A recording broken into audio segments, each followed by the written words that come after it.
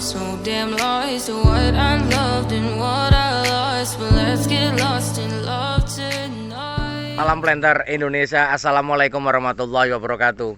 Di kesempatan yang berbahagia di siang hari ini, kita berada di pembibitan. Karena ada beberapa pertanyaan bertanya, apakah pengendalian gulma pada pembibitan ini itu bisa disemprot nggak sih Pak Pendi? Apakah di bawah rumputnya itu bisa disemprot atau enggak? Atau hanya manual saja? Jawabannya adalah bisa kita kendalikan dengan menggunakan sistem CEMIS atau kita lakukan penyemprotan herbisida. Di mana bahwa ada aturan main yang khusus yang harus dilakukan supaya bagaimana bahwa bibit yang kita budidayakan tidak mengalami penurunan kualitas. Karena bahwa di dalam mekanisme pengendalian gulma di antar larbek ini, di larbek ini adalah bagaimana bahwa gulmanya terkendali namun bibitnya tidak tersemprot oleh herbisida karena akan berpengaruh terhadap kualitas dari bibit itu sendiri. Nah, penyemprotan ini bisa kita laksanakan adalah dengan menggunakan herbisida dengan bahan aktif adalah amonium glufosinat. Kalau mereknya bebas saja. Mungkin merek salah satu yang kita pakai hari ini adalah menggunakan Trabas. Di mana bahwa amonium glufosinat adalah sebuah bahan aktif yang agak unik sebenarnya.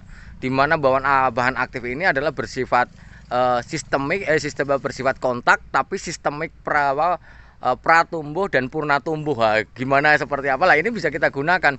Karena ini sangat efektif sekali untuk pengendalian gulma misalnya bangsa teki-tekian yang ada di di pembibitan yang tumbuh dengan suburnya, karena memang apalagi pada tanaman yang di MN yang seperti ini dalam kondisi yang sudah mulai besar, memang kondisinya memang gulmanya tebal, kemudian akarnya sudah tembus, pemupukan NPK 12-12 nya juga sangat intensif per 2 minggu sekali, maka pertumbuhan gulmanya juga sangat hebat sekali lah. Seperti apa sih pengendaliannya dan aturan main yang ada itu kita lihat seperti apa vlog untuk kali ini ya.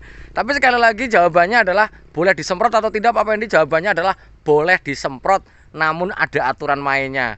Kalau tidak menggunakan aturan main, misalnya kalau kita menggunakan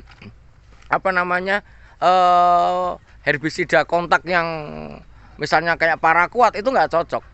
Dulu memang kita pernah menggunakan diuron ya, atau apalagi kalau kita misalnya sistemik pakai glifosat juga saya kira kurang pas. Sehingga yang harus kita lakukan adalah menggunakan herbisida, salah satunya adalah amonium glufosinat. Nah, kita simak seperti apa sistem pengendaliannya, kita lihat bersama-sama. Terima kasih, salam Planter Indonesia, assalamualaikum warahmatullahi wabarakatuh. Nah, ini herbisida yang kita gunakan yaitu adalah Trabas dengan bahan aktif adalah amonium glufosinat, merupakan herbisida kontak dan sistemik pratumbuh. Ini warnanya biru, ini kayak spiritus ini warnanya. Ini kita menggunakan 100 cc per 15 liter air. Ini kemasannya seperti ini. Nih. Amonium glufosinat 150 gram per liter setara dengan ini. Wah. Ini yang kita gunakan ya. Jadi kalau mau penyemprotan antar larbek kita menggunakan menggunakan nozzle yang kita kasih tutup berupa mangkok seperti ini.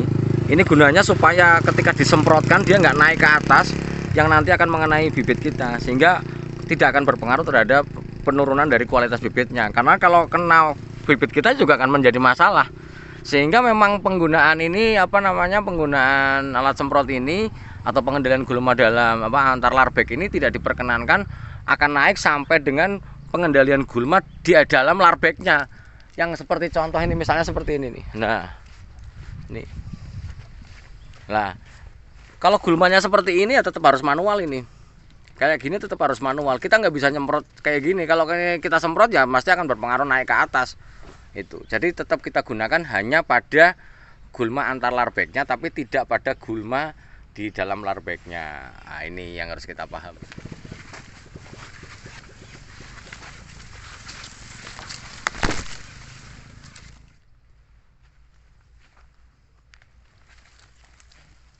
Ini sudah mulai menguning ya gulmanya. Ini setelah 2 hari disemprot menggunakan amonium glufosinat.